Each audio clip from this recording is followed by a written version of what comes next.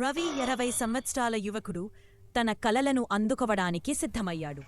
అతనికి పెద్దపట్టణంలో ఉద్యోగం వచ్చింది. అతని ఎప్పటినుంచో కలగన్న భవిష్యత్తు అది. రమేష్ ఎన్నో రాత్రులు రైల్వే పట్టాలపై పనిచేశాడు. వర్షం అలసటన్నీ తట్టుకుని వెళ్లే రోజు ఉదయము రవితో కలిసి స్టేషన్కి వస్తానని రమేష్ పట్టుబట్టాడు. రమేష్ ఒక చిన్న పాత టిఫిన్ డబ్బాను తెరిచాడు. అందులో రవికి ఇష్టమైన పూరీలు కూరున్నాయి. రవి స్వల్పంగా నవ్వాడు. నన్నా, ఇప్పుడు నేను ఆఫీస్ క్యాఫెటీరియాలో తినగలను. మీరు ఇలా చేయాల్సిన అవసరం లేదు. రమేష్ గలం కంపించింది.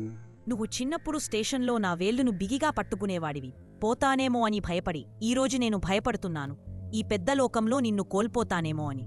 కిరణ్ కళ్లలో నీరు నిండింది. అతను తన తండ్రిని బిగిగా హత్తుకున్నాడు.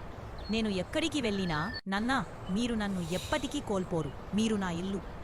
రైలు మళ్లీ కదలగా రమేష్ కళ్లలో నీరు మెరిసినా చిరునవ్వు చిందించాడు.